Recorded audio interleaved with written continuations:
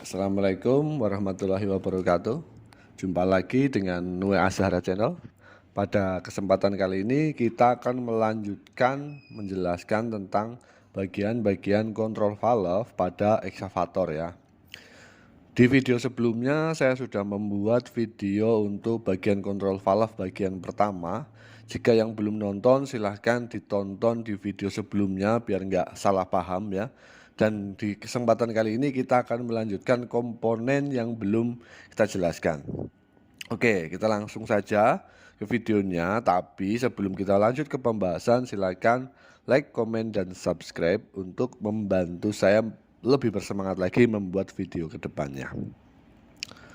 Oke, di komponen yang pertama di sini ada yang namanya LS compensating valve ya.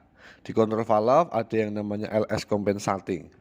Nah, LS compensating ini fungsinya adalah nanti mengatur ya kerja dari kontrol valve ketika digerakkan oleh dua aktuator secara bersamaan. Sebagai contoh, misalkan di sini aktuator yang pertama saya misalkan boom, aktuator yang kedua saya bucket. Ketika terjadi beban berbeda di sini ya, maka akan terjadi kecepatan yang berbeda juga sesuai dengan pergerakan dari lever harusnya ya. Tapi beban aktuator yang kiri dan kanan itu akan bisa diatur biar jadi seimbang ketika apa? Ketika di sini ditambahkan yang namanya LS compensating.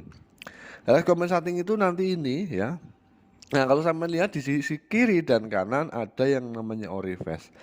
Jalur oli dari pompa ya, yang nanti masuk ke kontrol valve kanan dan masuk ke kontrol valve kiri yang akan masuk ke aktuator itu akan diatur besar kecilnya oleh orifice dua ini. Ya. Sehingga ketika bebannya lebih besar sebelah kiri seperti ini, beban sebelah kanan lebih kecil, otomatis sebelah kanan akan bergerak lebih cepat dan sebelah kiri akan lebih lambat. Nah, sehingga untuk menghindari itu nanti ada tambahan yang namanya LS compensating ya, dengan menggerakkan dari pergerakan apa? Dari si valve di sini.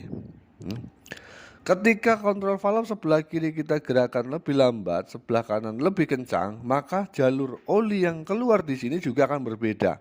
Misalkan sebelah kanan itu lebih kecil, ya seperti ini. Sebelah kiri lebih besar, ya karena pembukanya banyak. Sehingga jalur oli LS yang di sini ya nanti dia akan menutup di sisi shuttle valve. Sehingga karena ada oli yang di sini masuk ke atas, dia tekanannya juga akan disesuaikan. Kenapa bisa disesuaikan? Karena kalau kita lihat ada jalur oli ke sisi bagian belakang orifice ya, di sisi masing-masing orifice di sini. Kemudian ketika pressernya di sini lebih besar ya tadi, yang sini lebih besar, di sini lebih kecil, otomatis tekanan oli ini akan terturun ke kanan. Terus kenapa? LS di sini lebih kecil daripada LS yang ada di sini. Akibatnya pressure oli yang digunakan pada sistem juga akan disesuaikan sesuai pengaturan LS yang biru ini. Akibatnya karena tekanan di sini lebih kecil, tekanan di sini lebih besar, otomatis terjadi perbedaan pressure. Ketika pressure sini dan sini akan sama ya di sisi orifice yang sebelah kiri, otomatis pembukaan orifice-nya akan tetap selalu sama. Kemudian di orifice sebelah kanan karena di sini dia tekanan pressure-nya lebih kecil ya dan di sini lebih besar, maka orifice ini akan diperkecil. Akibatnya kalau orifice diperkecil, jalur oli yang menuju ke aktuator juga akan dikurangi, sedangkan di sebelah kiri akan dibuat lebih banyak. Sehingga secara tidak langsung nanti tekanannya atau pergerakan pressernya itu akan jadi seolah-olah menjadi sama ketika mendapatkan beban yang berbeda berdasarkan pergerakan orifice ini atau dari si LS compensating valve. Ya. Tuh. Kemudian komponen berikutnya ada yang namanya LS shuttle valve dan LS selector valve. Nah, kedua komponen ini digunakan untuk membagi aliran oli di masing-masing kontrol valve. LS shuttle valve ini yaitu membagi dua kelompok oli sesuai dengan supply pump yang diinginkan. Ya. Namun, dua kelompok ini akan bisa bekerja ketika kondisinya nanti adalah menggunakan merger divider, ya. Kenapa dibuat seperti itu? Karena di sistem kontrol valve nanti antara kontrol valve bagian atas dan kontrol valve bagian bawah itu terpisah berdasarkan suplai olinya dari pompa 1 atau pompa depan dan pompa belakang atau pompa 2. Sehingga bisa diatur ya LS shuttle valve ini akan menggunakan di sisi bagian mana. Sebagai contoh ini spool yang bawah nih yang digunakan, maka olinya akan didorong ke sini nih sehingga spool bawah akan digunakan. Sedangkan LS select valve di sini yaitu mengatur ya berfungsi memutus saluran LS swing dengan attachment yang lain ketika nanti swing dioperasikan kombinasi dengan boom. Jadi LS selector valve ini secara tidak langsung nanti akan memprioritaskan swing ketika swing ini dikombinasikan dengan boom ataupun attachment yang lain ya. Kemudian ada juga yang kita kenal dengan LS bypass valve ya, ini barangnya.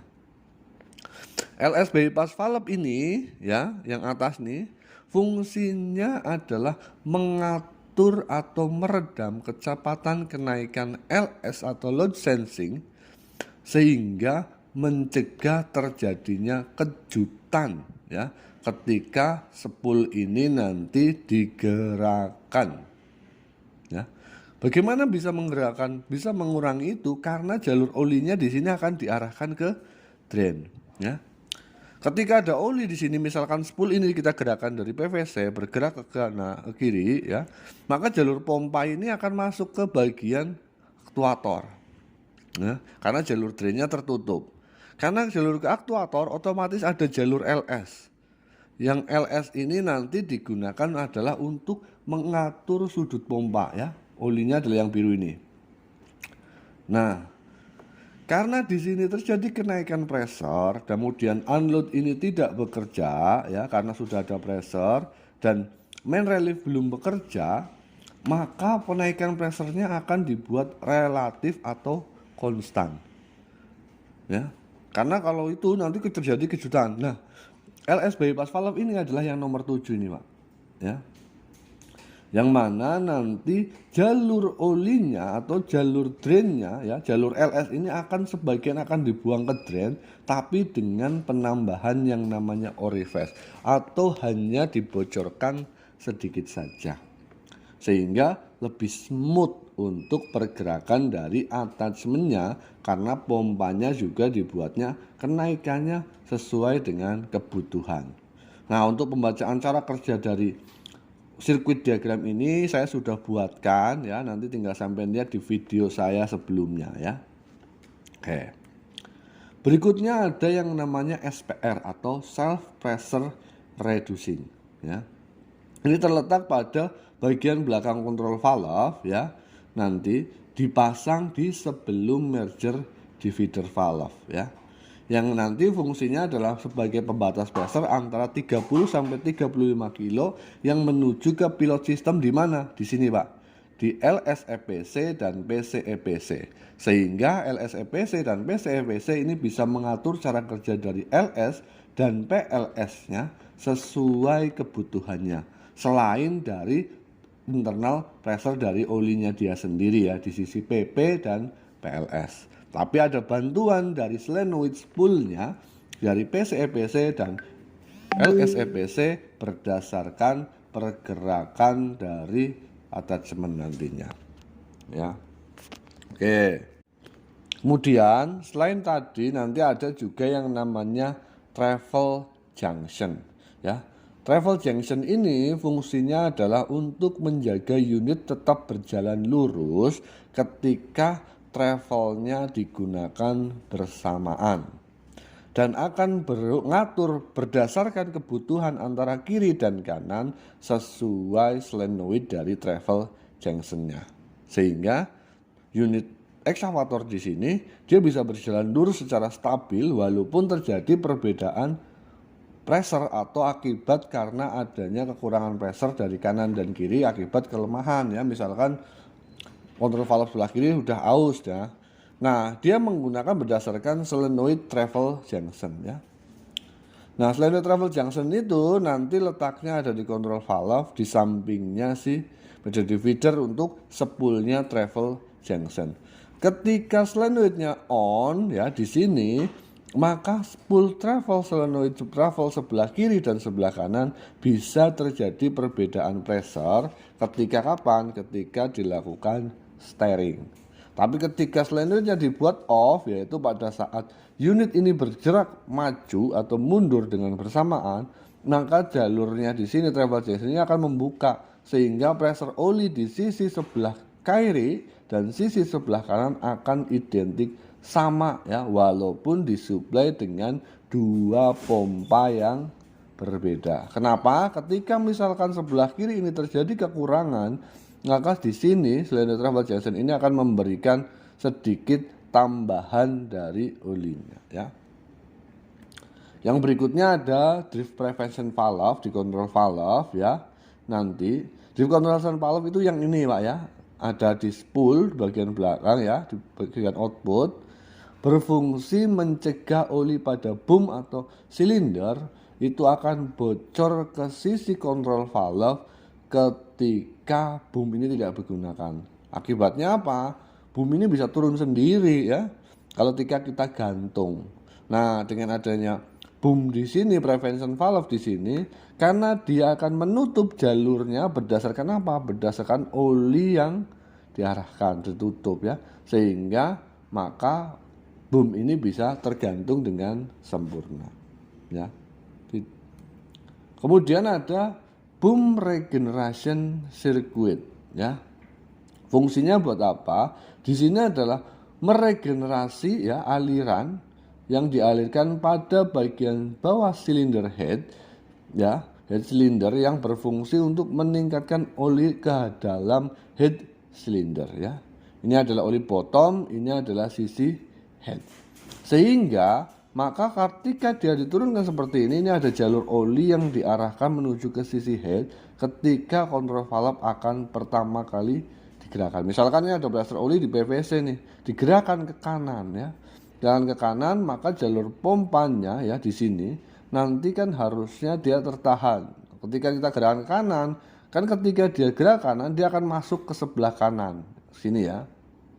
Sedangkan ke sebelah kiri dia tidak akan masuk karena dia akan ke sana nih, nutup ya. Nah, pada saat inilah nanti jalur drainnya ditutup ya, dan di sini dia akan membantu meregenerasi sirkuit pada boom control valve. Kemudian ada arm regenerasi, fungsinya juga sama ya. Ini digunakan mengatur ya pergerakan silinder untuk meningkatkan aliran oli yang diteruskan dari head cylinder ke bawah silinder atau bottom silinder selama arm in, karena flow yang dihasilkan oleh silinder ini ditambah dengan alirannya dari si pompa itu sendiri ya. Ketika arm in biar cepat, intinya ke situ. Kalau arm out gimana? Ya nggak bisa ya, hanya di posisi arm in saja. Kemudian ada yang namanya merger divider ya. Merger divider ini mungkin teman-teman juga sudah hafal ya. Ada pompa 1 dan pompa 2 akan mengatur di kontrol valve bagian atas dan bawah ya. Pompa bawah itu nanti akan ketemu dengan ARS atau arm, travel kanan dan juga swing, dan pompa yang bagian pompa 2 yang akan kontrol bakal bagian atas itu akan ketemu dengan BLB ya. Ada bump, travel kiri dan juga bucket. Nah, merger divider ini nanti fungsinya adalah menggabungkan pressure pompa 1 dan pompa 2 ya. Ketika kapan? Ketika nanti dia akan digunakan untuk merger atau travel ya. Yang kedua, nanti dia ketika digunakan untuk travel tadi, maka valve ini menggabungkan dari masing-masing LS-nya. Ya, Kenapa digabungkan? Ya biar tekanan LS-nya nanti sama ya, pompa kanan dan pompa kiri, tidak lebih besar di salah satu sisi. Ketika dia dipisahkan, maka nanti kontrol valve ini antara pompa 1 dan pompa 2 akan disesuaikan sesuai kebutuhannya. Misalkan pompa 1 dia lagi bekerja high idle, pompa 2 dia sedang bekerja low idle atau low beban ya, bukan low idle, mohon maaf. Tergantung dari besarnya LS dari masing-masing pergerakan di merger divider di sini ya. Nah, ini ada arm drift prevention, sebenarnya sama ya. Saat PPC arm tidak digerakkan, maka valve ini fungsinya mencegah oli bertekanan pada arm cylinder head bocor melalui spool nomor 1 biar armnya itu adalah tetap terjaga ya. Ini ada arm prevention valve, arm drift prevention valve. Hingga dia tidak ngedrift, karena kalau ngedrift ya nanti akan timbul yang namanya hydraulic drift ya, atau berbahaya. Kemudian ada PPC ya, nanti PPC ini fungsinya adalah mengatur pergerakan kontrol valve berdasarkan pergerakan dari operator berdasarkan self pressure reducing ya, atau oli yang digerakkan untuk menggerakkan kontrol valve itu diambil dari SPR ya, self pressure reducing valve, sehingga bisa diatur nih mau boom out, boom in ataupun arm out, arm in. Nah, selain itu di kontrol valve juga nanti dilengkapi dengan slenoid valve ya. Slenoid valve ini nanti fungsinya adalah untuk membaca tekanan oli yang nanti akan digunakan ya, sesuai dari pergerakan PVC-nya ya. Dia bisa tahu oh ini boom yang kerja, arm yang kerja, sehingga mengaktifkan elektrikal dari PC-EPC, LS-EPC maupun travel junction atau komponen-komponen yang lainnya. Mungkin itu Pak sedikit tentang struktur cara kerjanya dari komponen yang ada di kontrol valve. Untuk kerja masing-masingnya nanti kita akan bahas lebih detail di video selanjutnya. Terima kasih sudah menyimak dan silakan bagikan video ini jika bermanfaat buat rekan-rekan yang lainnya. Saya akhiri. Assalamualaikum warahmatullahi wabarakatuh.